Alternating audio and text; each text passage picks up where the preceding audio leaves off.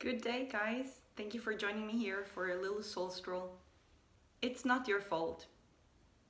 Let me elaborate that, especially today regarding to love and relationship. What do I really mean when I say it's not your fault? If you put so much energy in seeking and pursuing a relationship, a life partner, a boyfriend, a girlfriend, and you still don't manage to manifest it, it might not be your fault. Of course, people will tell you you put so much energy to this, you want it so much that you just put a barrier because you just want it so much, and this is exactly what prevents you to get it because you're too keen, right? So that's something you can always work on.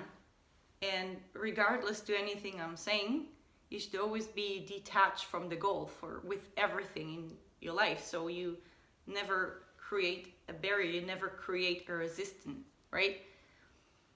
But life is full of problems, and problems are not something bad. Actually, they're something great. They help us to grow. They are a part of the human experience. They bring us joy. Yes, they do bring us joy, because the resolution of a problem is bringing us growth, satisfaction, and lots of trust in ourselves and in the process.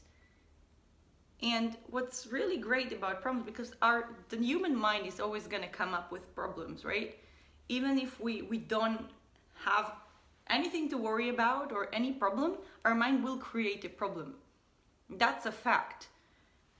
And if you're feeling you're struggling with anything in life and you don't get it, it might not be your fault.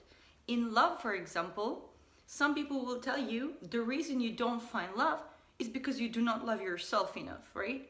You probably heard that if you're on that journey. And especially if you're self-aware and going around with self-aware other conscious beings, right?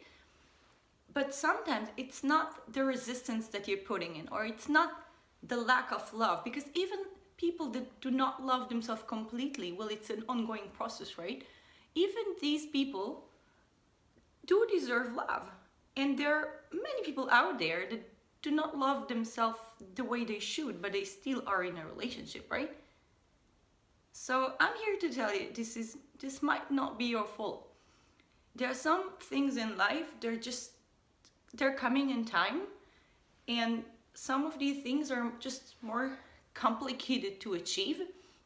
Some people are struggling with work, some with having a baby, some with maintaining friendships, and some just have it with love, right? With relationships, especially in this world. And that's really okay. And I want you to lift all pressure that you put on yourself that you might do something wrong, that kind of not helping you find love, right? Because if you've been searching for years, you might have been digging in there, trying to find what you're doing wrong, what's your patterns, what's the energy you're sending out there that prevents you from keeping a relationship or bringing into your life your manifested soulmate, or twin flame, or whatever it is. Sometimes it's really not your fault. And sometimes this is like the problem in our existence that we cannot solve. The way things are solved is usually when we let go of them, when we do not care about them. And the more you search the fault in your ways, in your attitude, the more resistance you actually put into the process. You know what I mean? You put energy to analyze, to understand what I'm doing wrong. Well, there are so many people out there that are in a prospering love, a prospering relationship. And they do not, I promise you, they do not do everything perfectly. They're still human, and they make mistakes, and they are still themselves, right? If you really want to attract love into your life, You should stay authentic. And you should really stop searching. And what you should really do is stop blaming yourself, analyzing and trying to find out what is it that you do wrong. Because probably you've been there and you walked through all the possible ways that you can screw it up, right? And that doesn't help, because that just really creates more analyzing, more resistant. And that's what actually prevents you from just letting go of the topic, because some things are happening for us and some things are not. Now, I'm not telling you to stop hoping for love or hoping for a relationship. If this is something you really want for yourself, then you should always keep up the hope. This is very important, because you better want to always be in the side of hope.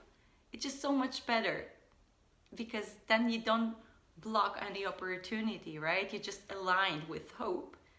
And hope by itself, like the belief and the hope, are creating so many other possibilities and opening so many windows and doors. But don't blame yourself. Don't go and seek. Don't listen to people who tell you, hey, that's because of that, because you do that, because you're too fast, because you're too slow. No, with the right person, it's gonna work just the way you are. There's no mistake you can do. All the people out there made mistakes and they find themselves in a relationship. How come is that possible? So just let it go completely. It will then come. Everything in life. Once you let go, just so much easier to come. Don't blame yourself. Stay healthy. Stay grateful. That's the number one rule of everything. Wake up in the morning, say thank you for having me, for having myself. This is the most important person you're spending your life with. Stay happy, stay healthy. Goodbye.